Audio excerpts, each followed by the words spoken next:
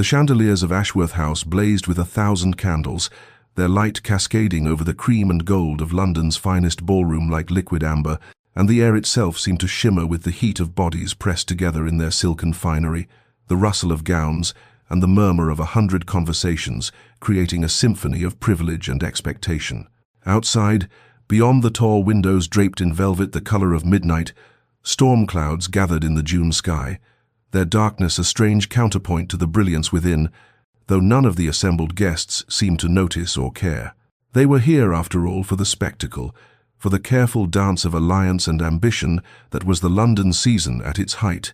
and at the center of it all, moving through the crowd with the effortless command of a man who had never questioned his place in the world, was His Grace, the Duke of Ashworth. He was 30 years of age, possessed of the classical handsomeness that seemed almost carved from marble-sharp cheekbones, a strong jaw, dark hair swept back from a high forehead, and eyes of such pale grey they appeared almost silver in the candlelight. Everything about him spoke of absolute control, from the perfect knot of his cravat to the measured pace of his steps, from the way he inclined his head in acknowledgement, without ever quite smiling, to the manner in which his gaze swept the room, assessing, cataloguing, dismissing. They called him unconquerable. Those who whispered in the corners and behind their fans, a man who had inherited his title at 20 and had spent the decade since turning the Ashworth estates into a model of efficiency and profit, who sat in the House of Lords and spoke rarely, but was always heeded, who had never shown weakness or indecision, or any emotion stronger than mild displeasure. He had decided, this very evening before the ball began, that it was time to secure his duchy's future, and as his gaze settled upon Miss Eleanor Hartley where she stood near the refreshment table, a young woman of 23 with chestnut hair arranged in simple elegance, and a gown of pale blue that spoke of good taste rather than ostentation, he felt the same certainty he brought to every decision. She was perfect, her bloodline impeccable, her dowry respectable though not excessive, her comportment always proper, her reputation unblemished by even a whisper of scandal. More importantly, she was quiet, retiring, the sort of woman who would manage his household with competence and provide him with heirs without demanding the messy entanglement of emotion that he had long ago determined was a weakness he could not afford. He watched her for a moment, noting the way she stood slightly apart from the other young ladies, her posture correct but somehow distant, and he approved of this reserve, this lack of desperate ambition. She would accept his proposal with gratitude and grace, he was certain, for what woman would refuse to become a duchess, to have every material comfort, every social advantage? As he began to move toward her with the inevitability of a man who had never been denied, he did not notice the way her gloved hand tightened around the ivory sticks of her fan until her knuckles showed white against the silk, did not see the brief flicker of something in her brown eyes that might have been recognition or resignation, or perhaps a quiet species of dread. The storm outside pressed closer to the windows, thunder rumbling low and distant, like a warning no one chose to hear. The Duke crossed the ballroom floor with the measured confidence of a man who had never known refusal, and the crowd seemed to part before him as naturally as water before the prow of a great ship, their conversations faltering and resuming in his wake, for everyone recognized that particular quality of intention in his movements. He reached Miss Eleanor Hartley just as she set down her glass of lemonade, and when he bowed with perfect precision and requested a private word, she had no choice but to nod her acquiescence, though something in her eyes flickered like a candle in a draught. He led her to a relatively quiet corner of the ballroom, where they might be seen by all but overheard by none, which was precisely as he had planned it, for a public proposal carried with it the weight of social expectation, made refusal nearly impossible without causing scandal. "Miss Hartley," he began, his voice carrying that particular timbre of authority that had served him so well in Parliament and in business, "I have observed you throughout the season, and I find your comportment, your breeding, and your character to be entirely suitable to the position of Duchess of Ashworth." He did not notice how her spine straightened almost imperceptibly, how her chin lifted by perhaps 1/4 of an inch. "It is my intention to marry before the year's end, and I believe we would suit admirably. Your family would benefit from the alliance, as would mine through the addition of your impeccable lineage. I am prepared to settle a generous sum upon you and to ensure that you want for nothing in terms of material comfort or social position." He paused, waiting for her gratitude, her blushing acceptance, perhaps even tears of joy. And the room around them had gone still as those nearest strained to hear, as the realization of what was occurring spread through the ballroom like ripples across a pond. Eleanor Hartley stood before him in her pale blue gown, and for a long moment she was utterly motionless, so still that she might have been carved from the same marble his features resembled, and in that stillness the entire assembly seemed to hold its collective breath. When she spoke, her voice was quiet but clear, each word enunciated with a precision that matched his own. "Your Grace, I am sensible of the honor you do me, but I must decline your proposal." The words fell into the silence like stones into still water, and for perhaps 3 heartbeats no one moved, no one breathed, as if the very chandeliers might crash down from the shock of it. The Duke's expression did not change. He was far too well trained for that, but something in his pale eyes went flat and hard, like winter ice forming over a deep lake. "I beg your pardon," he said, and though his tone remained controlled, there was steel beneath the silk. "I must respectfully decline," Eleanor repeated, and then she executed a curtsy of such perfect form that it could not be faulted, even as it served as dismissal, and before he could gather himself to respond, before he could process what had just occurred, she had turned and was moving through the crowd with a grace that bordered on flight, leaving him standing alone in the center of the ballroom's attention. The murmur that arose was like the buzzing of 1,000 bees, shock and speculation, and barely concealed delight at such unprecedented drama, and the Duke stood there feeling as though the ground had shifted beneath his feet, feeling something he could not immediately name because he had so little experience with it. The hot, churning mixture of fury and disbelief and wounded pride that masqueraded, even to himself, as mere indifference. "She refused me," his mind repeated with each beat of his heart. "She refused me."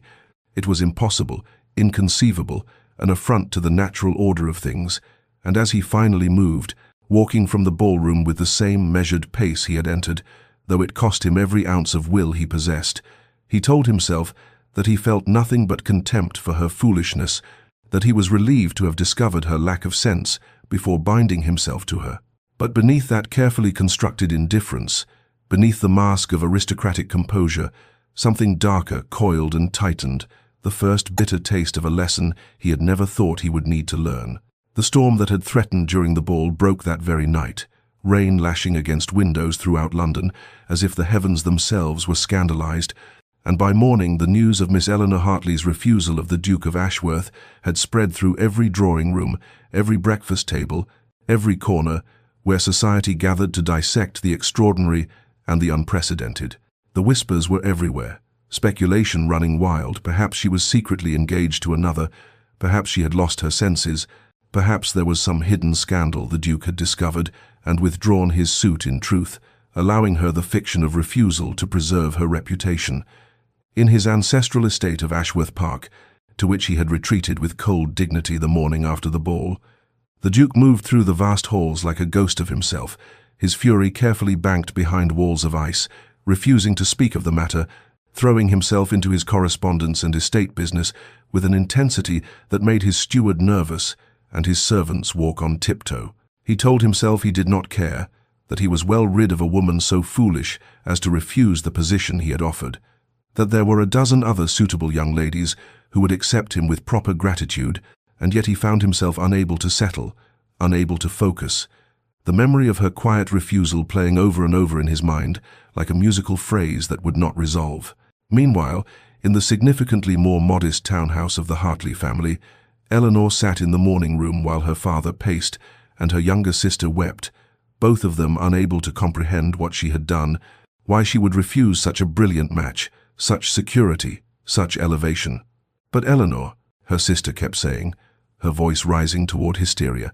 "he is a duke, the Duke of Ashworth, and you refused him. You will be ruined. No one else will offer for you now. You will die a spinster, and it will reflect on all of us." Her father, a baronet of modest means, whose estate was entailed away from his daughters, simply looked bewildered and wounded, as if she had struck him without cause. Eleanor sat with her hands folded in her lap, the same composure she had shown in the ballroom now serving as her armor, and when she finally spoke, her voice was gentle but firm. "I could not accept him, Papa. I know you do not understand, but I observed him throughout the season, watched how he spoke to servants as if they were furniture, how he looked at people as if calculating their worth in ledgers, how absolutely certain he was of his own superiority in all things. He did not offer me marriage. He offered me a position, as one might hire a particularly suitable housekeeper. She paused, her throat tight with emotion she would not allow to show. He looked at me and saw breeding stock and proper comportment, not a person with thoughts and feelings and dreams of her own. I would have spent my life invisible in my own home, moving through those grand rooms like a well-dressed ghost, producing heirs and managing his household, and never, ever being seen. Her father opened his mouth to protest, to argue about duty and practicality and the realities of their world. But something in her eyes stopped him, some quiet steel he had not known his daughter possessed. Eleanor knew what her refusal would cost her. She was 23, not a first-season debutante,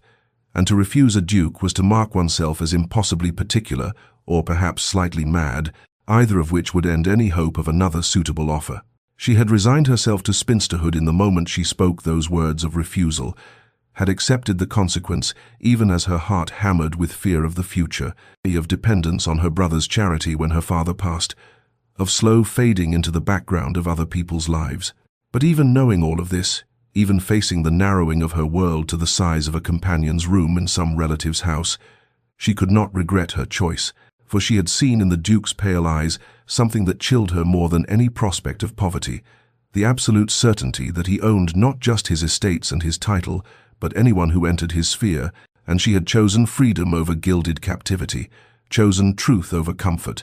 chosen herself over everything society said a woman should want. 3 weeks passed like 3 years in the library of Ashworth Park, where the Duke found himself unable to settle to any task for more than a few minutes at a time,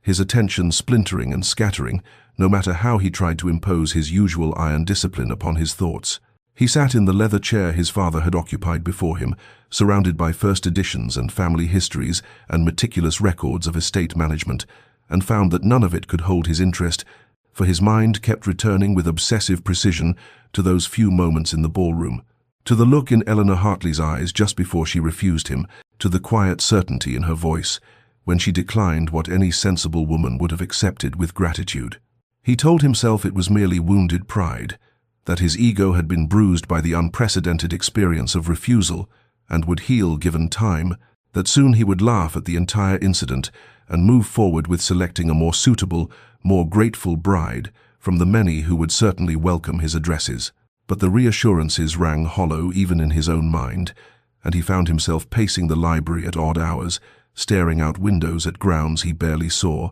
consumed by a question that grew more insistent with each passing day. Why did her opinion of him matter so much? Why could he not simply dismiss her as foolish and move on? Why did the memory of her quiet words cut deeper than any insult or criticism he had ever received? He began, almost against his will, to examine the certainties he had never before questioned, to wonder if perhaps there had been something in her refusal beyond mere caprice or poor judgment, and this wondering frightened him more than he cared to admit, for his entire world was built upon the foundation of his own rightness, his own superiority, his own absolute conviction in the natural order of things. The Duke had always prided himself on his ability to analyze problems logically, to gather information and make decisions based on facts rather than feelings, and so he approached the puzzle of Eleanor Hartley with the same methodical precision he would bring to a complex business negotiation,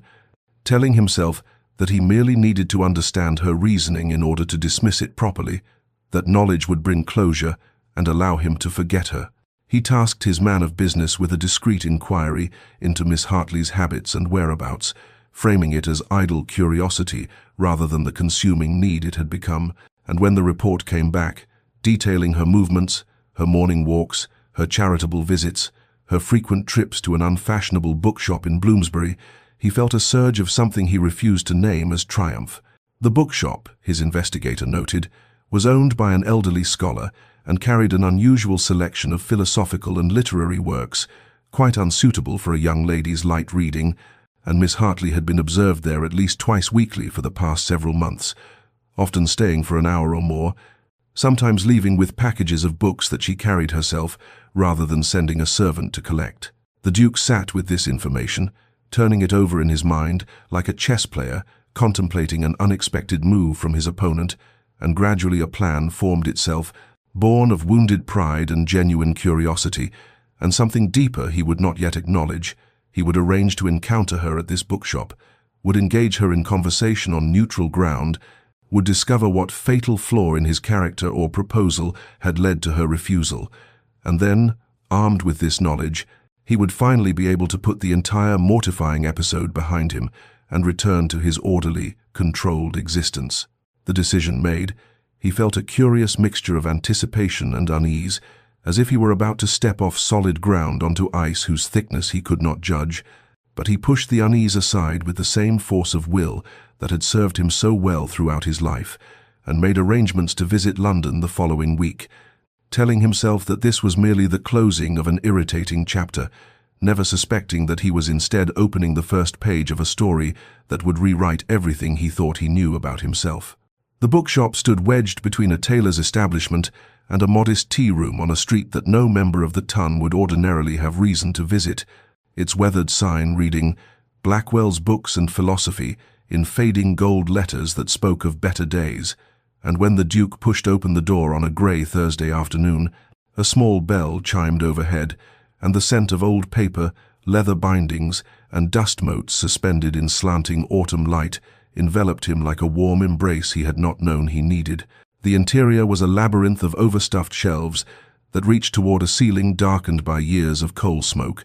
narrow aisles barely wide enough for two people to pass, books stacked in precarious towers on every available surface, and in the back corner, illuminated by a shaft of pale sunlight from a high window, stood Eleanor Hartley in a simple day dress of dove grey, her gloves removed and lying forgotten on a nearby chair, her attention utterly absorbed by a volume she held with careful reverence, and the Duke felt his carefully rehearsed greeting die on his lips as he observed her in this unguarded moment. She looked entirely different here than she had in any ballroom, the reserve and careful composure replaced by something luminous and alive, a small smile playing at the corners of her mouth as she read, one hand absently reaching up to tuck a wayward curl behind her ear, and he found himself rooted to the spot, like a boy seeing something beautiful and rare that he knew would flee if he moved too quickly. An elderly proprietor appeared from behind a curtain, acknowledged the Duke with a scholar's distracted nod that showed no particular deference to rank, and returned to his cataloguing, leaving the Duke to navigate the narrow aisles toward where Eleanor stood, his heart beating with an unfamiliar rhythm that might have been anxiety or anticipation, or both. She sensed his presence before he spoke, her head lifting with the alertness of a deer in a forest, and when her eyes met his, he saw surprise flash across her features, followed immediately by something that looked almost like disappointment, as if he had intruded upon a sanctuary she had believed safe from his world. "Your Grace," she said, her voice carrying none of the warmth he had heard in it just moments ago when she had been alone with her books, and she set down the volume she had been reading with careful precision, as if using the action to compose herself, to rebuild the walls he had glimpsed her without. "Miss Hartley," he replied, and heard the stiffness in his own voice, the formality that was both armor and habit, and he hated how false it sounded in this warm, dusty space where pretense seemed obscene.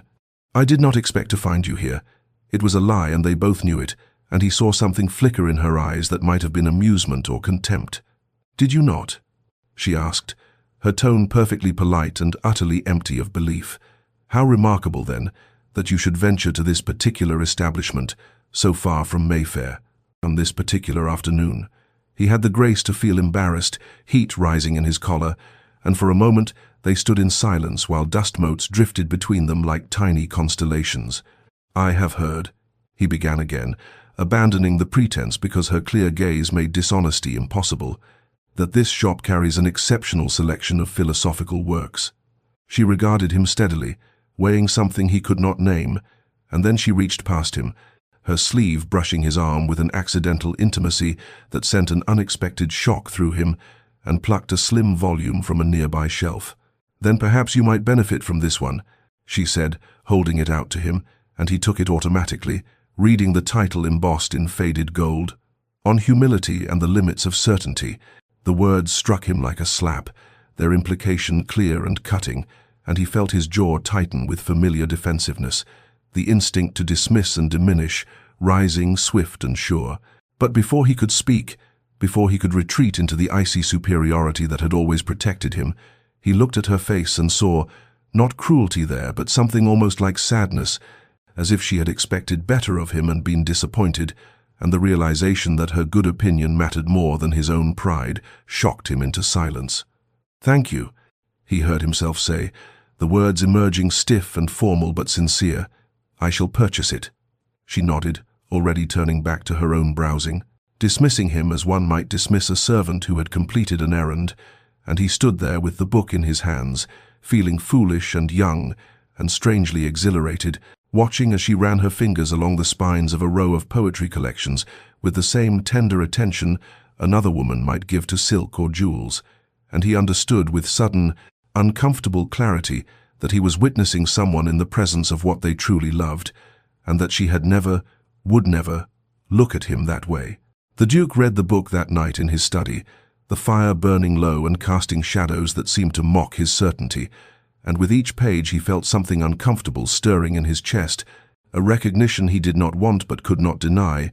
for the philosopher's words about the tyranny of absolute conviction and the courage required to admit one's own fallibility seemed written specifically to expose every foundation upon which he had built his sense of self. He found himself remembering moments he had long since dismissed or justified, the way he had cut short a footman's explanation about a broken vase, assuming incompetence rather than asking about circumstances, the manner in which he had overruled his steward's suggestion about crop rotation without truly listening to the reasoning, the countless times he had made pronouncements about art or literature or human nature without considering that his perspective might be limited rather than universal, and these memories accumulated like small cuts, none fatal alone but together drawing blood from his pride. Sleep eluded him that night, and for several nights after, and he found himself wandering the portrait gallery at Ashworth Park, studying the faces of his ancestors with new eyes, wondering if they too had confused certainty with wisdom, control with strength, and whether the rigid perfection he had always strived to embody was truly nobility or merely fear, dressed in ermine and silk. A fortnight later, having learned through discreet inquiry that Miss Hartley frequented the British Museum on Wednesday afternoons, he arranged to find himself studying the Elgin marbles at precisely the hour she typically visited, and when she appeared in the gallery devoted to ancient sculpture, he felt his pulse quicken with an anticipation he told himself was merely the satisfaction of a plan executed well. She saw him immediately, of course, and he watched something like resignation cross her features before she approached with that same quiet composure that both frustrated and fascinated him. "Your Grace," she said, her voice carefully neutral, "I begin to suspect that London is smaller than I had previously imagined, or else your interests have become remarkably aligned with my own." He had prepared a response, something witty and deflecting, but what emerged instead was honesty. "I find myself drawn to beauty I had previously overlooked, Miss Hartley, and seeking to understand perspectives I once would have dismissed without consideration." She studied him for a long moment, her grey eyes searching his face for something he hoped she might find, and then she turned to regard the marble figure beside them, a headless Nike frozen in eternal forward motion. "These sculptures were once whole," she said softly, "painted in brilliant colors, full of life and imperfection, but we admire them now in their broken state, preferring the pure white marble to what they actually were, the fantasy to the truth." He understood she was speaking of more than ancient art, and the implication stung even as it struck true. "And what is the truth you believe I prefer to ignore, Miss Hartley?" he asked, and heard something new in his own voice, a genuine question rather than a challenge. "That true beauty requires vulnerability, not perfection," she replied, still looking at the statue rather than at him. "That the most exquisite moments in art, in nature, in human connection, can come from acknowledging our incompleteness rather than pretending to be marble gods above mortal failing." The words settled over him like snow, cold and inevitable, and he wanted to argue, to defend himself with logic and examples and all the weapons of rhetoric he had always wielded so effectively, but instead he found himself asking, his voice barely above a whisper, "And if one has spent a lifetime constructing armor against such vulnerability, Miss Hartley, how does one begin to set it aside?" She turned to him then, and in her eyes he saw not triumph at his admission, but something that looked almost like compassion, and it terrified him more than her disdain ever could. The pattern established itself over the following weeks like rain wearing channels in stone, inevitable and persistent, for wherever Eleanor appeared, the lending library on Tuesday mornings, the small gallery near Covent Garden that featured works by unknown artists, the quiet garden square where she sometimes sat with a book, when the weather permitted, the Duke of Ashworth would materialize with a coincidence so implausible that it became almost comical, and on a grey afternoon in late October, when Eleanor found him studying the same botanical specimens she had come to sketch at Kew Gardens, she finally turned to him with an expression that mingled exasperation with something that might have been reluctant amusement, and said, her voice gentle but firm, "Your Grace, I confess I am curious whether you have developed a sudden passion for horticulture, medieval manuscripts, landscape painting, and orphaned literature, or whether you are following me with a determination that would be flattering were it not so transparent." He had the grace to look discomfited, colour rising in his cheeks in a way she had never witnessed before. This man who commanded rooms with his mere presence, now caught like a schoolboy in an obvious deception, and after a moment's internal struggle, she could see play across his features. He abandoned pretense entirely and said, "I wish to understand, Miss Hartley, why you refused me, and I find I cannot do so from a distance, cannot penetrate the mystery of it through logic or reason, or any of the tools I have always relied upon to comprehend the world." She regarded him steadily, these grey eyes that saw too much and forgave too little, and then she gestured to a bench beneath an ancient oak, whose leaves were surrendering to autumn in shades of amber and rust, and when they were seated she turned to face him with a directness that made him feel exposed in ways no battlefield or political negotiation ever had. "You proposed an arrangement, Your Grace," she said quietly, each word chosen with the precision of a surgeon making necessary incisions. "Not a partnership. You offered position, not presence. You asked me to fill a role in the perfect life you had constructed, but you never once asked who I was beyond my suitability for that role, never wondered what I might want or fear or dream, never considered that I might prefer truth and connection to all the glittering emptiness of being a duchess to a man who would never truly see me." The words struck him with the force of revelation and accusation combined, and his first instinct was defensiveness, the familiar armor of logic and justification rising swift and sure. Had he not been honest about his requirements? Had she not understood the nature of such arrangements? Did she not realize the honor he had offered? But before these protests could form into speech, he looked at her face and saw not triumph there but sadness, a weary resignation that suggested she had expected exactly this response and been disappointed by its predictability, and the realization that he was confirming her lowest assessment of him, cut deeper than any insult ever could. They sat in silence, while the wind moved through the oak's branches overhead and scattered leaves around their feet like fallen expectations, and he felt something shifting inside him, some certainty he had clung to his entire life beginning to crack and crumble, until finally he said, his voice rough with unfamiliar emotion, "And if I wished now to know who you are, Miss Hartley, not what you might be to me, but who you truly are, would you permit me that knowledge?" Before she could answer, the sky opened with sudden autumn rain, fat drops that quickly became a deluge, and they ran together toward the shelter of a nearby greenhouse, arriving breathless and laughing despite themselves, the spontaneity of it breaking through the formality that usually constrained their interactions. And in that glass-walled sanctuary fragrant with earth and growing things, with rain drumming overhead and mist rising from the warm soil, Eleanor told him about her mother who had died when she was 12, a woman who had valued authenticity above all things and had taught her daughter that a life lived in pretense was no life at all. And the Duke listened, truly listened, feeling each word rearrange something fundamental in his understanding of what it meant to be seen, to be known, to matter beyond the roles and titles that had always defined his worth. Weeks passed like pages turning in a book whose ending remained uncertain, and in that time the Duke of Ashworth began to make changes so subtle that even he barely recognized them at first, though they accumulated like snowfall that transforms a landscape one flake at a time. For he found himself pausing before speaking to servants to ask rather than command,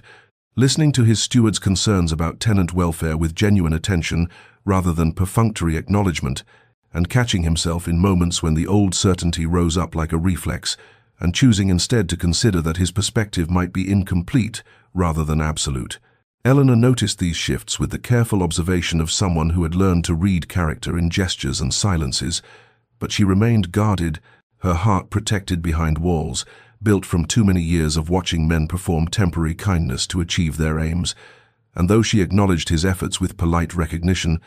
she gave no indication that they had altered her fundamental assessment of him or softened her resolve to keep proper distance between them. It was at a charity event in early November, organized by Lady Pemberton to benefit the Foundling Hospital, that these quiet transformations were tested in ways the Duke had not anticipated, for he arrived at the modest hall in Bloomsbury with the discomfort of a man accustomed to ballrooms and state dinners, now confronted with worn wooden floors and the cheerful chaos of children in need of care and attention, and he saw Eleanor immediately, her sleeves rolled back in a manner no duchess would permit, her hair slightly dishevelled from exertion, her face alight with genuine joy as she helped a small girl with a torn pinafore, and the contrast between this Eleanor and the carefully composed woman of the ballrooms struck him with the force of revelation about which version was the performance and which was the truth. He attempted to make himself useful, though his efforts were clumsy and uncertain, unused to work that required gentle hands rather than commanding presence, and he was struggling to fold linens in a manner that met the matron's exacting standards when a sudden commotion erupted near the garden door, a young boy of perhaps 7 years stumbling inside with blood streaming from a gash on his forehead, having fallen from the garden wall in some misadventure, and while others froze in alarm, Eleanor moved with swift competence that spoke of experience rather than theory, gathering the frightened child into her arms with soothing words, applying pressure to the wound with a clean cloth, her voice steady and warm as she promised him he would be well, that she would not leave him, that bravery sometimes meant letting others help us when we are hurt. The Duke watched this scene from his position across the room, watched the way she held the boy with such tenderness, the way she met his fear with calm assurance, the way she treated this orphaned child with the same dignity she might afford a prince, and something fundamental shifted in his understanding of what nobility truly meant. For here was a woman who needed no title or position to command respect, whose worth lay not in bloodlines or accomplishments, but in the simple, profound act of seeing another human being suffering and responding with competence and compassion. And he realized with sudden clarity that everything he had been taught to value, the perfect manners, the flawless appearance, the unassailable control, were hollow performances compared to this authentic grace, this willingness to be present in someone else's moment of need without calculation or concern for how it might reflect upon one's own consequence. The turning point came on a December afternoon, when the air held that peculiar quality of winter light that makes everything appear both crystalline and fragile, and the Duke of Ashworth asked Eleanor if she would consent to walk with him in Hyde Park, his formality barely concealing an uncertainty that would have been unthinkable mere months before, and she agreed with a quiet grace that suggested she sensed this was not another of their accidental encounters, but something more deliberate, more weighted with intention and risk. They walked in silence at first along the Serpentine, their breath forming clouds in the cold air, and when he finally spoke, his voice carried a rawness she had never heard before, as he said, "My father taught me that emotion was weakness, Miss Hartley, that a gentleman's worth lay in his absolute control over himself and his circumstances,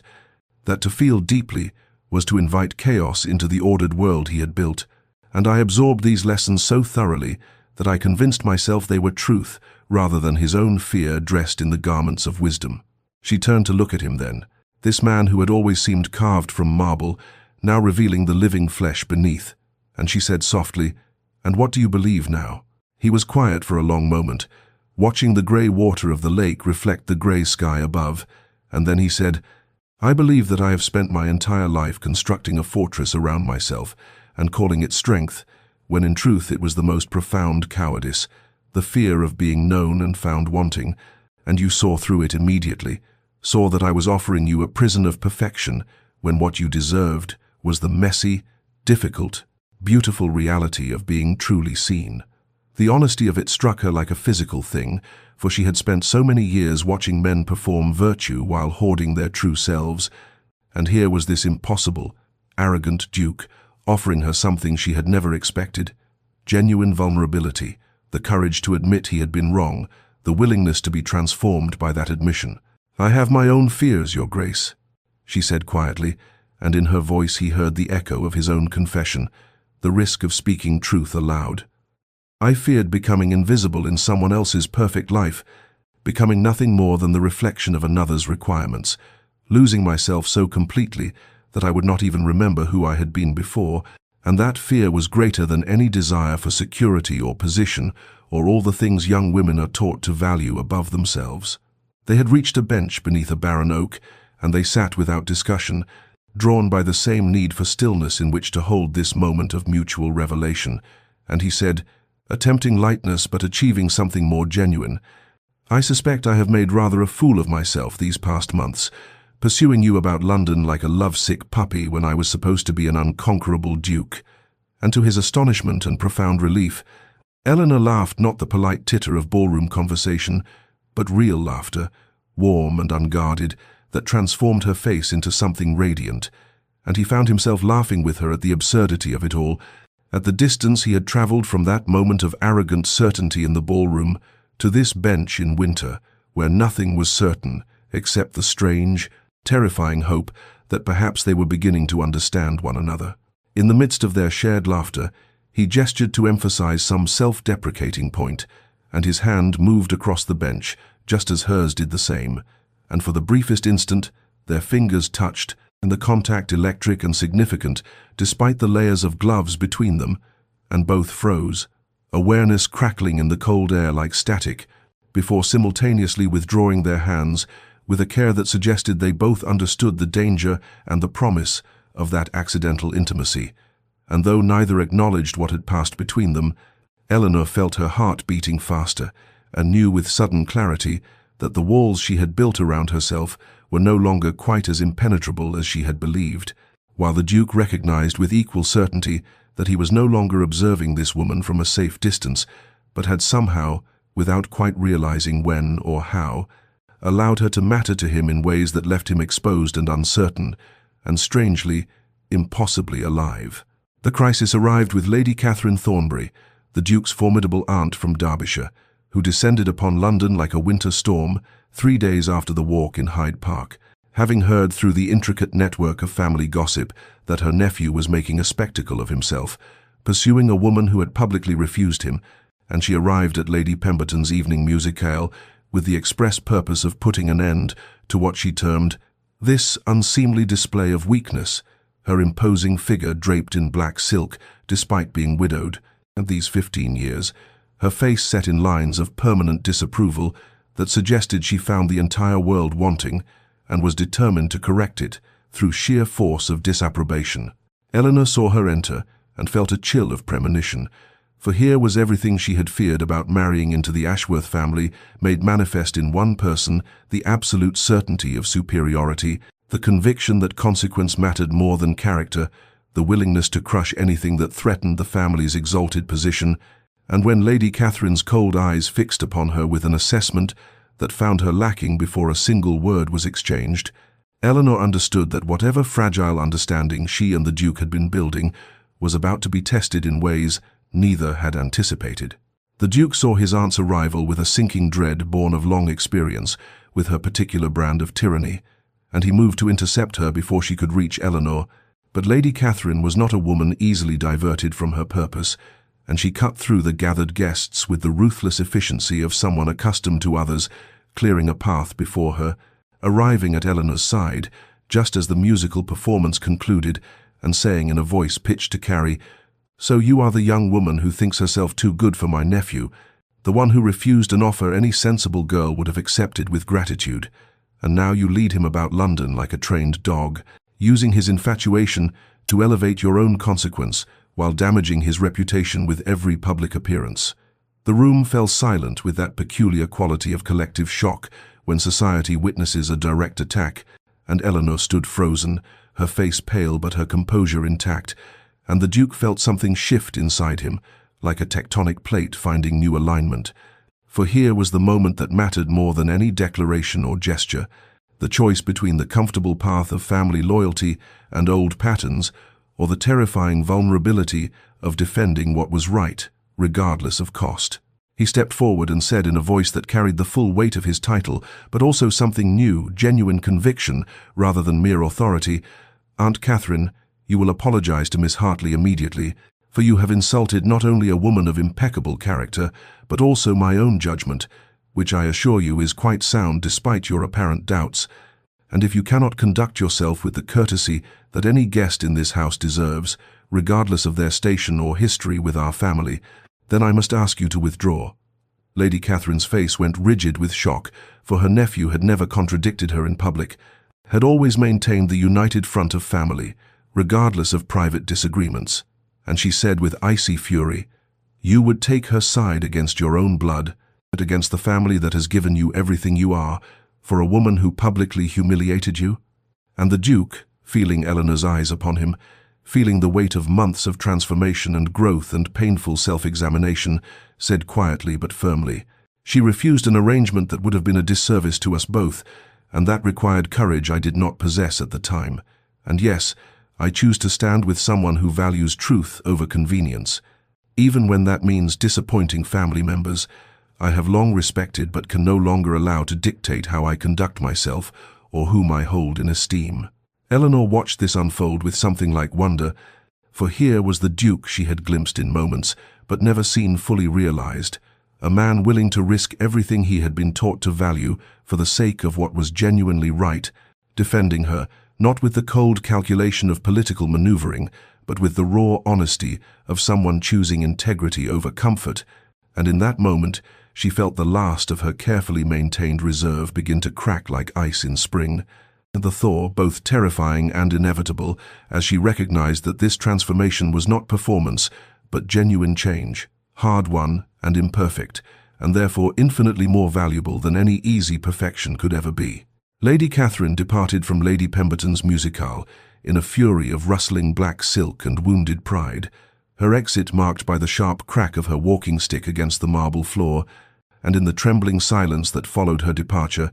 the Duke stood very still, his heart hammering beneath his perfectly tailored evening coat,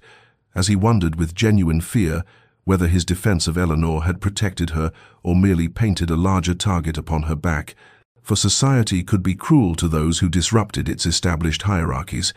and he had just publicly declared that this woman mattered more to him than family approval, more than the careful maintenance of consequence that had governed his entire life until she refused him and set in motion this terrible, wonderful transformation. Eleanor approached him quietly, aware of the many eyes still upon them, and she said in a voice meant only for him, "Thank you, Your Grace, for that was the bravest thing I have witnessed in a very long time, and I know what it cost you." And he looked at her with something raw and unguarded in his grey eyes, as he replied, "I only fear I have made your situation more difficult, for my aunt is not a woman who forgives perceived slights, and she has considerable influence among certain circles." But Eleanor shook her head slightly and said, "You chose what was right over what was easy, and that is worth whatever consequences may follow." The evening continued with a strange, heightened quality, conversations resuming but with an undercurrent of speculation and reassessment, and the Duke found himself less concerned with managing society's perception than with Eleanor's quiet presence at his side as they spoke with other guests, and when Lady Pemberton's nephew mentioned a new exhibition of scientific instruments at the Royal Society,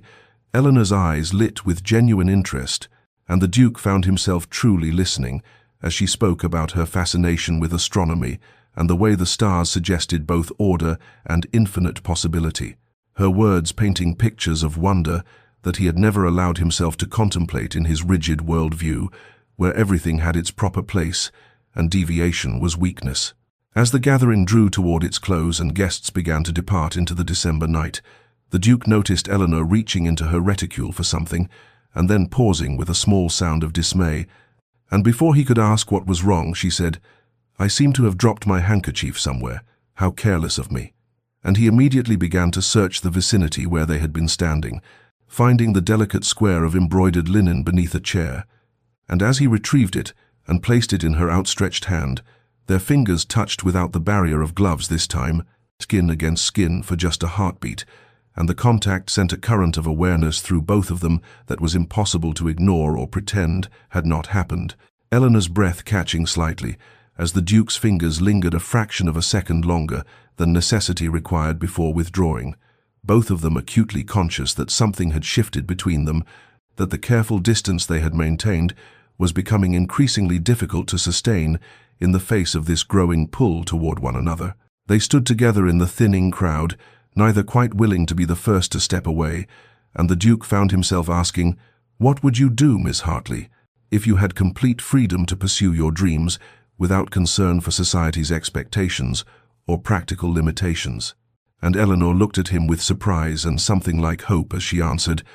"I would open a school for girls, not just the daughters of gentlemen, but any girl who wished to learn, teaching them not merely accomplishments for attracting husbands, but real knowledge, mathematics and philosophy and literature and science, giving them the tools to think for themselves and shape their own destinies, rather than simply accepting the paths laid out for them. And instead of the dismissal or patronizing amusement she had learned to expect when sharing this dream, the Duke asked thoughtful questions about curriculum and funding and location, truly engaging with her vision as though it were not merely a foolish feminine fancy, but a serious endeavor worthy of serious consideration. And Eleanor felt something crumble inside her, another piece of the protective wall she had built around her heart, giving way before this man's patient, imperfect, utterly sincere attempt to see her not as an ornament or a duty, but as a whole person with thoughts and dreams that mattered. Autumn arrived in London with its particular melancholy beauty, the leaves turning gold and crimson in the parks, the air carrying that crisp promise of change that made Eleanor think of endings and beginnings intertwined. And in the months since Lady Catherine's dramatic departure and the Duke's public defense of her, something had shifted between them into a pattern that felt both comfortable and precarious, a genuine friendship built on honest conversation and mutual respect. Though Eleanor remained cautious about allowing her feelings to deepen beyond the careful boundaries she had established, telling herself that friendship with this transformed man was enough, that she must not mistake gratitude for his growth with something deeper and more dangerous to her carefully guarded heart. The Duke had indeed transformed, though not completely, for transformation is never a straight path but rather a winding journey with moments of backsliding and struggle, and Eleanor witnessed both his progress and his difficulties with equal clarity, the way he still sometimes reverted to pronouncements before catching himself and asking questions instead, the tension in his shoulders when situations required him to show vulnerability in front of others, the occasional flash of his old arrogance that he would recognize and apologize for with an honesty that was itself proof of change, and she found herself charmed by his imperfection in ways his earlier flawless control had never managed, for there was something deeply human in watching someone struggle to become better and choosing to keep trying despite the difficulty. They had fallen into a rhythm of regular engagements, always properly chaperoned but increasingly intimate in their conversations, and when the Duke suggested attending the theatre together to see a new production of a play about star-crossed lovers who found each other despite the machinations of fate and family, Eleanor accepted with a mixture of anticipation and trepidation, for she had begun to notice that her own feelings were becoming harder to contain, that she looked forward to their meetings with an eagerness that went beyond mere friendship, that she caught herself thinking of him at odd moments and wondering what he would say about something she had read or observed, and this growing attachment frightened her even as it drew her inexorably forward. The evening of the performance arrived with a soft rain that made the gaslit streets gleam like polished stone, and Eleanor sat beside the Duke in his box at the theatre, acutely aware of his presence in the intimate darkness as the play unfolded on the stage below, the story of two people who had to lose everything they thought they wanted in order to find what they truly needed, and as the performance reached its emotional crescendo, a scene where the hero finally admitted his love despite knowing it might cost him everything he had been raised to value. Eleanor glanced at the Duke and saw something that made her breath catch in her throat tears, quickly blinked away but unmistakably present, sliding down his composed face in the flickering stage light, and he turned slightly, catching her gaze, and for a moment made no attempt to hide his emotion before old habits reasserted themselves, and he looked away, discreetly wiping his eyes with his handkerchief. But the damage was done, or perhaps the healing, For Eleanor had seen behind the last vestiges of his careful control to the man beneath, someone capable of being moved by beauty and sacrifice and love, someone who felt deeply despite years of training to suppress such dangerous vulnerabilities. And in that moment, she felt her own carefully maintained walls begin to truly crumble, the recognition washing over her like a wave that she had been fighting the truth for months now, that she was falling in love, not with who the Duke had been, or even simply who he was now, but with the courage it took to change, with the man who was still becoming himself, still learning to bend without breaking. And the realization was both terrifying and inevitable, like standing at the edge of a precipice, and knowing that the only way forward was to jump and trust that something would catch her, though whether that something would be his arms or the hard ground of disappointment, she could not yet know. The Duke sat alone in his study 3 nights after the theatre performance, the fire burning low in the grate and casting dancing shadows across the book-lined walls, and he stared at the tumbler of brandy in his hand without seeing it, his mind consumed by a truth he could no longer deny or rationalize away or dress up in more palatable language, for the simple fact was that he had fallen in love with Eleanor Hartley, not with the composed young woman he had selected as a suitable duchess all those months ago, not with some idealized vision of what she might be or what she represented, but with her true self, with her sharp mind and gentle courage and quiet laughter, and the way she looked at the world with such clear-eyed honesty that it made him want to be better than he had ever imagined he could be, and this realization terrified him more than anything he had faced in his carefully controlled life, for love required surrender in a way that even his recent transformation had not fully demanded. He rose and paced to the window, looking out at the dark garden where frost was beginning to silver the bare branches, and he felt the old instinct rising in him to retreat, to rebuild his walls, and to protect himself from this dangerous vulnerability by returning to the cold certainty that had governed him for so long, telling himself that friendship was enough, that he need not risk this terrible exposure of his heart when Eleanor had given no clear indication that she felt anything beyond polite regard for the man he was becoming, and surely it would be madness to confess these feelings and face the possibility of her gentle but firm rejection, for if her refusal had wounded his pride before, another rejection now would devastate something far deeper and more essential than mere consequence. A soft knock at the door interrupted his spiraling thoughts, and his valet, Patterson, entered with the evening's correspondence and a look of concern that suggested he had witnessed too many of these late-night vigils, for Patterson had been with the Duke since his youth and had observed the entire arc of his master's transformation with the quiet wisdom of a man who understood that true service sometimes meant speaking uncomfortable truths, and after setting down the silver tray, he said with careful deliberation, "Your Grace, if I may be so bold, I have watched you these past months become more yourself than I have ever seen you, and yet tonight you seem intent on retreating back into the fortress you have worked so hard to leave." And the Duke turned from the window with a flash of his old imperious manner before catching himself and asking instead, "What would you have me do, Patterson, when the risk of honesty feels greater than I know how to bear?" And the old valet smiled slightly and said, "Some battles, Your Grace, are won by surrender, and the greatest victory is sometimes found in laying down one's arms and trusting another with the truth of one's heart. For what is life without such risk but merely existence, and you have spent too long merely existing when you might truly live?" The words settled over the Duke like a benediction and a challenge, and he stood there in the firelit study feeling the weight of his choice before him, knowing that Patterson was right, that he had come too far to turn back now, that the man he was becoming could not build a life on cowardice and self-protection when Eleanor had shown him what real courage looked like, and so he made his decision with a mixture of terror and determination, knowing that tomorrow he would speak to Eleanor with complete honesty, would tell her that he loved her with a depth that both frightened and exalted him, would risk everything on the slim hope that she might feel even a fraction of what he felt, and if she refused him again, at least this time it would be a true rejection of his genuine self, rather than the rightful dismissal of his arrogant presumption, and there was a strange peace in that thought, even as his heart hammered with anticipation of the coming confession. The Duke sent a note to Eleanor the following morning requesting that she meet him in the winter garden of his townhouse that afternoon, a choice deliberate in its privacy and symbolic weight, for the glass-enclosed sanctuary had been his mother's favorite place before her death, Somewhere he rarely invited anyone, and as he waited among the frost-touched camellias and winter jasmine,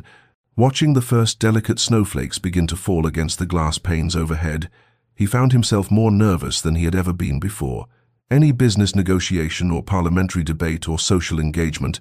his hands actually trembling slightly as he adjusted his cravat for the third time and tried to rehearse what he would say. Though every practiced phrase felt inadequate to the enormity of what he needed to confess,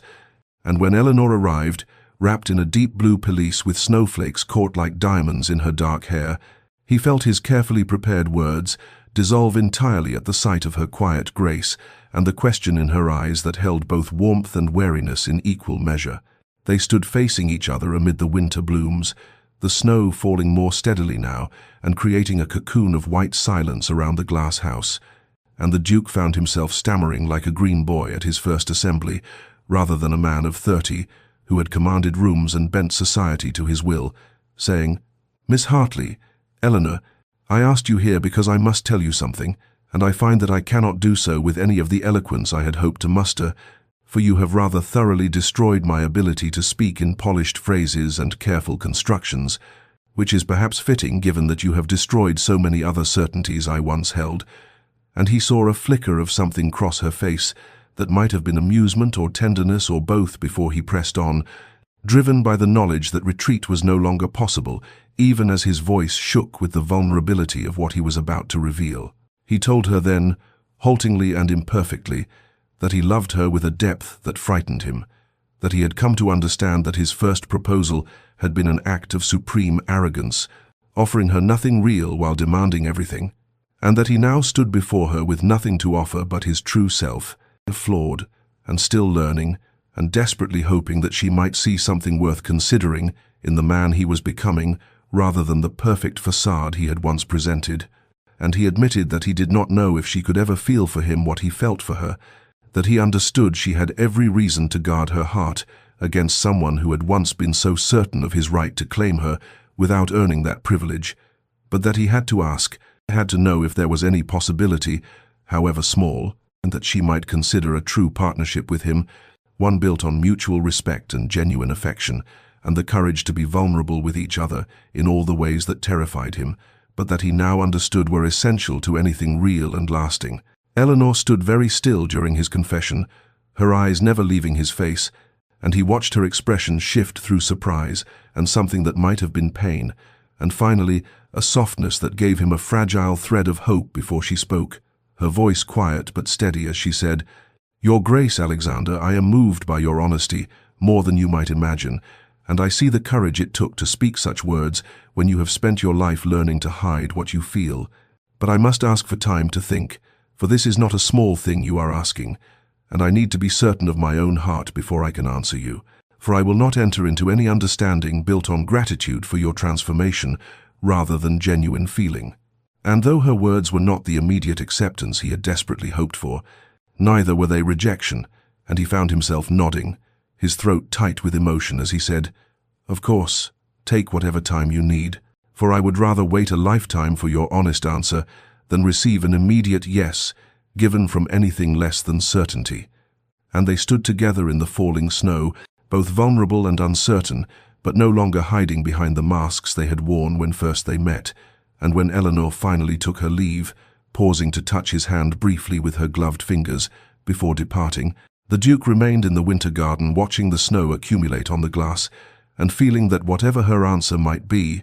he had finally done the one thing he had never imagined himself capable of. He had surrendered completely, had laid his heart bare without any guarantee of victory,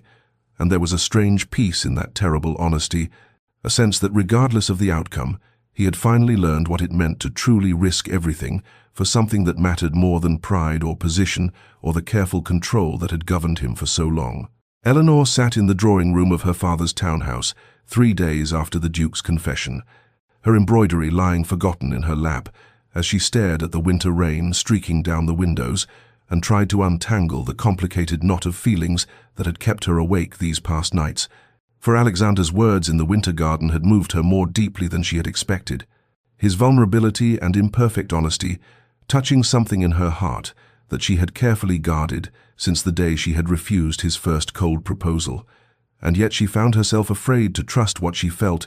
uncertain whether her growing affection was born of genuine love or merely gratitude for his transformation,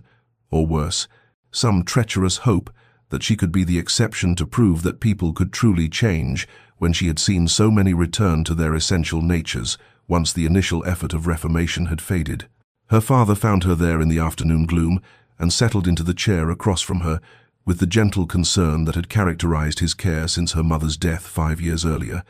and without preamble he said, "You are thinking of the Duke's declaration and wondering whether you can trust what your heart is telling you." And Eleanor looked up at him with eyes that felt too bright and nodded, saying, "Papa, I have watched him change these past months, seen him struggle against everything his upbringing taught him about power and control and the proper distance a man of his station should maintain,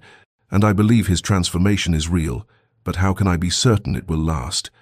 How can I know that in 5 years or 10, he will not revert to the cold certainty that governed him before, leaving me trapped in exactly the arrangement I refused the first time?" And her father was quiet for a long moment before responding, "My dear girl, there are no certainties in matters of the heart, and anyone who claims otherwise is either a fool or a liar. But I will tell you what I have observed in my years, which is that true change is recognized not by its perfection but by its persistence, not by the absence of struggle, but by the willingness to keep struggling, even when it would be easier to surrender to old patterns.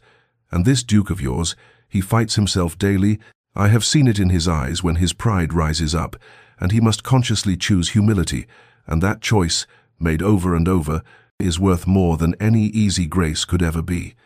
Eleanor felt tears slip down her cheeks at her father's words, recognizing the truth in them, even as her fear persisted, and she spent the following day walking through the city she loved, retracing the path of her acquaintance with Alexander, and remembering the small moments that had marked his gradual unbending, the way his eyes had softened when she spoke of her dreams, the genuine interest he had shown in her thoughts, rather than simply waiting for his turn to pronounce judgment, the careful attention he paid to her comfort and preferences as though they mattered as much as his own. And she found herself at last in the bookshop where they had first truly conversed, that dusty sanctuary that smelled of leather and paper and possibility. And as she browsed the philosophy section where he had purchased the volume on humility all those months ago, her fingers encountered a slim book that seemed slightly out of place, and when she pulled it from the shelf, a folded paper fell from between its pages, her name written on it in Alexander's precise hand. She opened the note with trembling fingers and read words that must have been written weeks ago, perhaps even before the theater performance that had begun the final shift in her own guarded heart. And he had written simply but devastatingly, "Eleanor, I leave this here knowing you may never find it, but needing to tell you, even in this cowardly hidden way, that you have become the measure against which I judge my own worth. The voice in my head that asks whether I am being my best self or merely my most comfortable one, and I do not know if I will ever be brave enough to tell you that I love you. But if I am not, at least these words will exist somewhere in the world, as testimony that you changed me in ways I did not know I needed to be changed." And Eleanor stood there in the quiet bookshop with tears streaming down her face, clutching this evidence of vulnerability he had shown, even when he thought no one would witness it. And she knew then with absolute certainty that her answer would be yes, and that she loved not just who he had become, but who they might become together. Two imperfect people, brave enough to risk everything on the terrifying hope that love might be worth the surrender of safety. Eleanor sent the note to Alexander the morning after finding his hidden letter in the bookshop, requesting that he meet her at the museum where they had once stood before a Renaissance painting, discussing the nature of beauty and vulnerability. And she chose that location with deliberate symbolism, remembering how he had struggled then to understand her assertion that perfection was less compelling than honest imperfection. And as she waited in the gallery devoted to Dutch masters, with their scenes of domestic intimacy and careful attention to ordinary light, she rehearsed what she wanted to say while her heart beat an anxious rhythm against her ribs, for this was no small thing she was about to offer, no safe choice, but rather a leap into uncertainty with a man who had once embodied everything she feared, and who now represented a hope that terrified her precisely because she wanted it so desperately. Alexander arrived exactly at the appointed hour, and Eleanor saw immediately in the careful control of his expression and the tension in his shoulders that he was trying to hide profound anxiety, that he had spent these days of her silence convincing himself that her answer would be no, and preparing to accept that rejection with whatever grace he could muster, and the sight of his vulnerability, so hard won and so carefully concealed behind the remnants of his ducal bearing, made her heart ache with tenderness even as it strengthened her resolve. For she understood now that loving him meant witnessing his struggles as well as his victories, accepting that transformation was not a destination but a continuous journey that would require patience and faith from both of them. She led him to stand before a Vermeer, a small painting of a woman reading a letter by a window, a light falling across her absorbed face with such gentle truth that it seemed to capture the very essence of private emotion made visible. And Eleanor said quietly, "I found your note yesterday, the one you left in the bookshop weeks ago, and I have been carrying it with me ever since, reading your words over and over because they showed me something I needed to see." And she watched his eyes widen with recognition and what might have been embarrassment before she continued, "Alexander, I have spent these days since your confession in the winter garden examining my own heart with as much honesty as I could bear, asking myself whether what I feel for you is real or merely the romance of watching someone change, and I realized that my fear of trusting you was less about doubting your transformation than about my own terror of surrendering the safety I have built around my heart. For loving you means risking everything on the belief that two imperfect people can build something true together." She saw him draw a sharp breath, hope and fear warring in his expression as she went on, her voice steady despite the tears gathering in her eyes. "I do not love who you were when you first proposed to me with such cold certainty,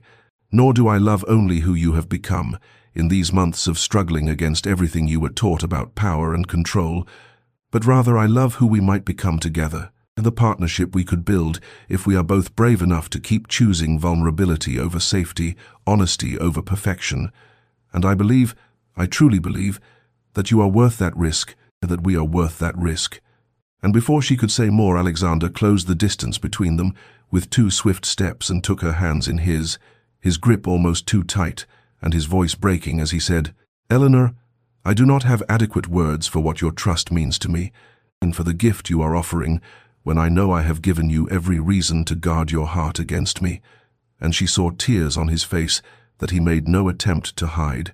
This man who had once treated emotion as weakness, now standing in a public gallery, letting his joy and relief show plainly, and she found herself laughing even as she cried, saying, "Then perhaps we need no more words for now." And when he kissed her it was tender and hesitant and utterly real, his hands cradling her face with a gentleness that spoke of reverence and wonder. And Eleanor felt something in her chest unfold, like a flower finally touched by sun after a long winter, the last of her careful defenses dissolving in the warmth of this imperfect, honest, hard-won love. Alexander called upon Eleanor's father the following afternoon with a formality that barely concealed his nervousness. And when Mr. Hartley received him in the library with its smell of old leather and pipe tobacco, the Duke found himself momentarily returned to the careful protocols of his upbringing, before remembering that this was not a business transaction, but rather the most important request he would ever make, and so he set aside the practiced speech he had rehearsed, and spoke instead from the uncertain territory of his heart, saying, "Mr. Hartley, I come to ask your permission to marry your daughter, and I know I have no right to expect your blessing given how poorly I conducted myself when first I sought Eleanor's hand. But I hope that you have seen in these past months that I am no longer the man who believed a title and fortune were sufficient grounds for marriage, and I want you to know that I love Eleanor with a depth that terrifies me, precisely because it matters so profoundly, and I swear to you that I will spend the rest of my life trying to be worthy of the gift she is offering me in her trust." "Mr." Hartley regarded him with the same gentle wisdom Eleanor had inherited and said simply, "Your Grace, I have indeed watched your transformation, and more importantly, I have watched my daughter come alive in ways I had not seen since her mother's death. For Eleanor has always been one who needed a partner who could match her strength rather than diminish it, and I believe you have learned to do exactly that. So yes, you have my blessing and my hope that you will continue to choose growth over comfort for all your days together." Alexander felt relief wash through him so powerfully that his hands trembled slightly as he shook Mr. Hartley's hand, and then Eleanor was there in the doorway where she had been waiting with her younger sister, her eyes bright with anticipation and perhaps the faintest trace of mischief, and Alexander crossed to her with his heart in his throat and took her hands in his, saying, "Eleanor, I asked you once before to be my duchess, and I did it with arrogance and certainty, and absolutely no understanding of what I was truly asking. But today I ask you again, with full knowledge of my own inadequacy and profound gratitude for your willingness to see past who I was to who I might become. And I am asking not that you accept a position, but that you enter into a partnership, not that you grace my home, but that you share my life with all its struggles and imperfections. And I promise you that I will listen when you speak, value your dreams as equal to my own, stand beside you rather than expect you to walk behind, and love you, not for your breeding or your beauty or your quiet grace, but for the fierce honesty and courage that first drew me to examine my own failings." He reached into his pocket and produced a ring, and Eleanor saw immediately that it was not the massive Ashworth heirloom with its ostentatious diamonds that would have been expected for a duchess, but rather a delicate band of gold set with sapphires, the exact color of her eyes. And Alexander said with touching uncertainty, "I chose this myself because I wanted you to have something that was selected for you alone and not merely inherited. But if you would prefer something else, if you wish to choose your own ring or design something entirely new, I will wait as long as necessary." And Eleanor laughed then, a sound of pure joy that filled the library like light. And she said, "Alexander, it is perfect. You are perfect in your very imperfection. And yes, yes, I will marry you and build this partnership with you and trust in what we can become together." And, as he slipped the ring onto her finger with hands that shook slightly despite his best efforts at control, her father and sister watching with undisguised happiness, Alexander understood that this moment of vulnerability and honest joy was worth more than all the cold certainty that had governed his previous life. And when Eleanor rose on her toes to kiss him with her family as witnesses to this new beginning, he felt the last remnants of his old self fall away like armor he no longer needed, replaced by something far more frightening and infinitely more precious, the terrifying freedom of being fully known and choosing to be loved anyway. The wedding preparations unfolded over the following weeks, in a manner that would have astonished the Duke of Ashworth, who had first proposed to Eleanor with such cold certainty,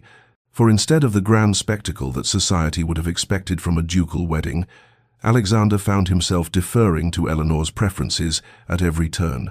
and more remarkably, discovering that he genuinely wanted her vision rather than the traditional display of wealth and power that his position demanded. And their first disagreement arose over the guest list when his secretary presented the expected roster of 300 names, including distant relatives Alexander barely knew, and political connections he was obligated to honor, and Eleanor looked at the list with dismay and said quietly, "This is not a wedding, Alexander. It is a state occasion. And I had hoped we might celebrate with those who actually care for us rather than those who merely wish to be seen." And he felt his old instinct rise to defend tradition and obligation before remembering that this was precisely the kind of moment that defined their partnership. And so, instead of dismissing her concerns, he sat with her in his study, and they worked through the list together, crossing off names and adding others until they had created something that honored both his responsibilities and her desire for intimacy, a compromise of 150 guests that felt right to them both. His mother, the Dowager Duchess, arrived from the dower house with expectations of controlling the arrangements, as she had controlled everything in Alexander's life until Eleanor entered it, and the first dinner with both women present became a careful dance of wills, as his mother criticized Eleanor's choice of flowers as too simple, her preference for a string quartet over a full orchestra as insufficient, her plan to include several of Alexander's servants in the guest list as absolutely improper, and Alexander watched Eleanor handle each criticism with a grace that amazed him, never defensive, but also never yielding on what mattered to her, explaining her choices with such quiet conviction that even his mother found herself occasionally conceding points, though she maintained an air of wounded disapproval that Alexander knew was meant to make him feel guilty for choosing his bride's happiness over his mother's pride. The true crisis came when his mother discovered that Eleanor intended to use a portion of the settlement Alexander had given her to establish the school for girls they had discussed, and she declared at dinner before several relatives that it was unseemly for a duchess to involve herself in such matters, that Eleanor's proper role was to manage Alexander's household and produce heirs rather than waste time and money on educating girls who would only become governesses or worse, and Alexander felt the old familiar pressure to maintain family harmony by staying silent. But then he looked at Eleanor's face and saw not hurt, but rather a calm waiting, a quiet faith that he would choose rightly, and he set down his wineglass with deliberate care and said, "Mother,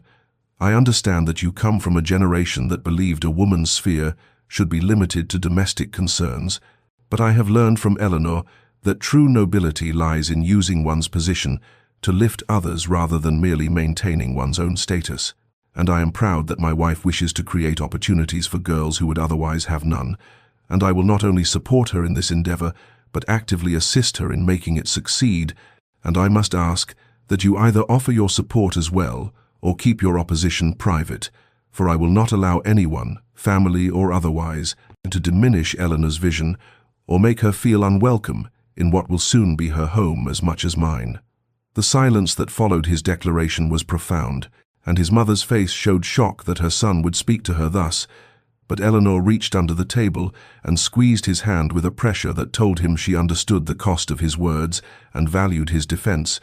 and though his mother left the next day with stiff formality and barely concealed anger, Alexander felt no regret, only a deep certainty that he had finally learned to choose correctly between the approval of others and the partnership he was building with Eleanor. As the wedding day approached, both found themselves seized by unexpected nervousness, and 3 nights before the ceremony, Eleanor came to him in his study, where he was pretending to review estate papers, but actually wrestling with doubts about whether he could truly be the husband she deserved, and she sat beside him and said, "I am terrified, Alexander, terrified that I will wake one morning and find you have reverted to the cold duke who first proposed to me, or worse, in that my own fears will make me retreat into the quiet invisibility I used to hide behind." And he took her hands and admitted, "I share that fear, for I know my transformation is not complete, and perhaps never will be, and I worry that I will fail you in some crucial moment, that my old habits will resurface and hurt you before I even realize what I have done." And they sat together in the firelight, acknowledging their fears and making promises not of perfection but of effort, agreeing that they would speak honestly when one hurt the other, that they would assume good intent even in moments of conflict, that they would choose each day to build their partnership rather than retreat into self-protection. And as Eleanor left his study that night with a kiss that tasted of salt from tears neither was ashamed to shed, Alexander understood that this honest vulnerability was itself a kind of wedding vow, perhaps more binding than any words they would speak before witnesses in 3 days' time. The morning of the wedding arrived, with autumn sunlight filtering through golden leaves, and the chapel Alexander had chosen was not the grand cathedral where generations of Ashworth dukes had married, but rather a smaller Norman church on the estate, where Eleanor had said she felt the presence of something eternal and true. And as guests arrived in smaller numbers than society expected, but with genuine warmth that no grand spectacle could have commanded, the stone walls seemed to hold their anticipation like a benediction, and inside the space glowed with the soft light of hundreds of candles that Eleanor had insisted upon, because she said candlelight made everyone beautiful in their vulnerability, and the flowers were not the formal arrangements his mother would have demanded, but rather loose gatherings of autumn blooms, chrysanthemums in rust and gold, branches of turning leaves, late roses that still held summer's memory, all arranged by Eleanor and her sister with their own hands in a labor of love that made each imperfect bouquet more precious than any professional display could have been. Alexander stood at the altar in his morning coat, with his hands clasped behind his back to hide their trembling, and his closest friend, who stood as witness, noted with amusement that the unshakable Duke of Ashworth looked very much like a man who feared he might wake from a dream, and when the music began, and Eleanor appeared at the far end of the chapel on her father's arm, Alexander felt his breath catch in his throat because she was not wearing the Ashworth family veil or carrying the traditional orange blossoms, but instead had chosen simple elegance,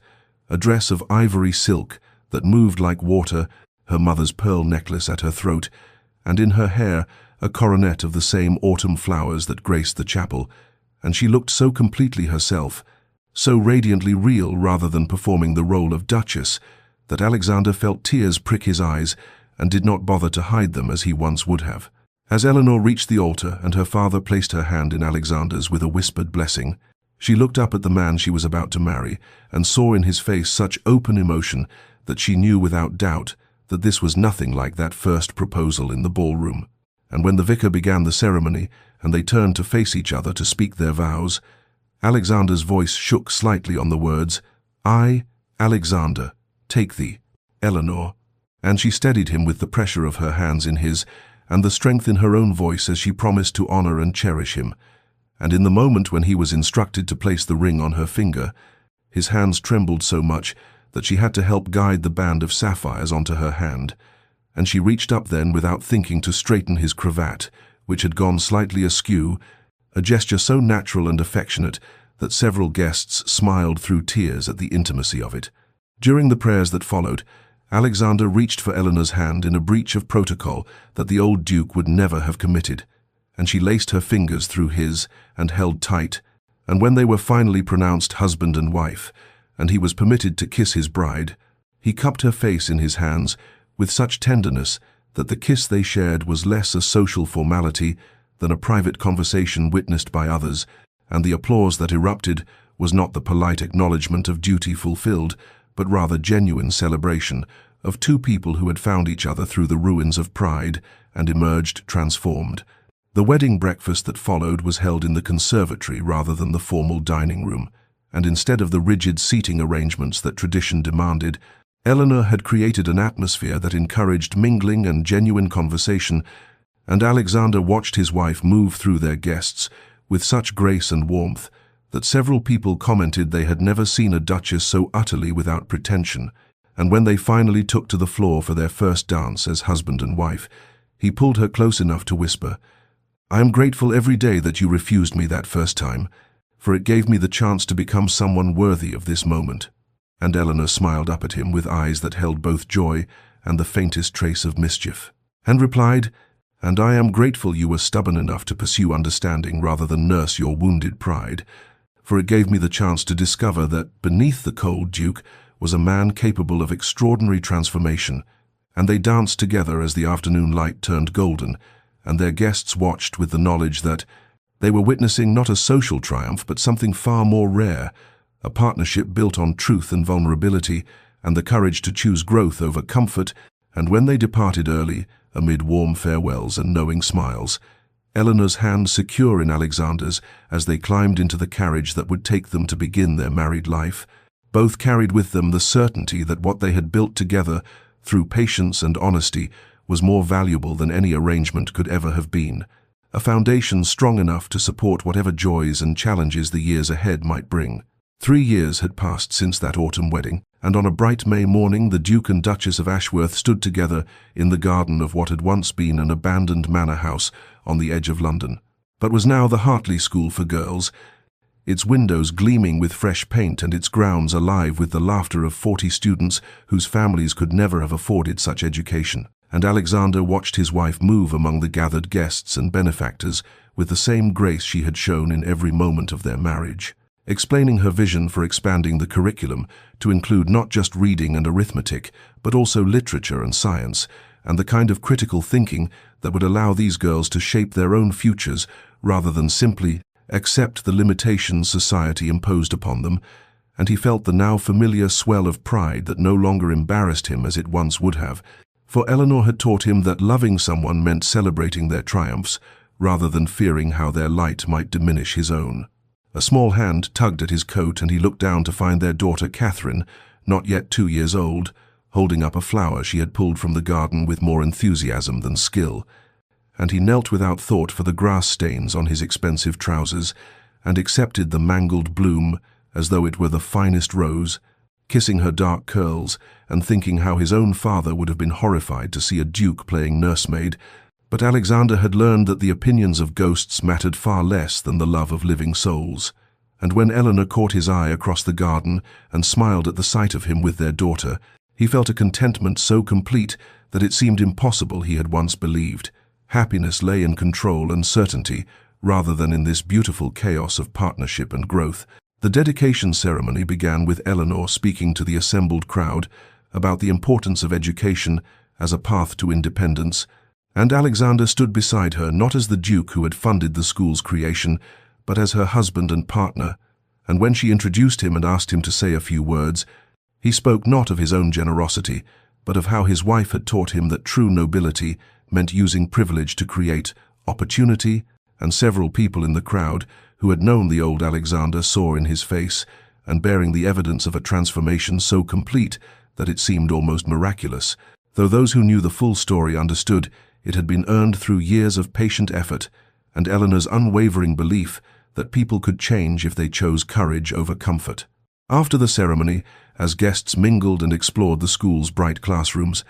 Alexander and Eleanor found a quiet moment together beneath an oak tree, where Catherine played with a visiting child, and Eleanor leaned against her husband's shoulder with the ease of long intimacy and said, "Do you ever think about that night in the ballroom when I refused you?" And Alexander laughed softly and replied, "Every day, and every day, I thank God for your courage, for if you had accepted me, then I would have made us both miserable, and I would never have learned what it means to truly love someone." And they stood together in the dappled sunlight, watching their daughter and the students who represented Eleanor's vision made real, and the contentment between them was not the fragile peace of conflict avoided, but rather the deep security of two people who had learned to be honest with each other, even when honesty was difficult, who had chosen again and again to build something together rather than retreat into self-protection. Dear listener, perhaps you have found yourself in a moment where something appears perfect on the surface,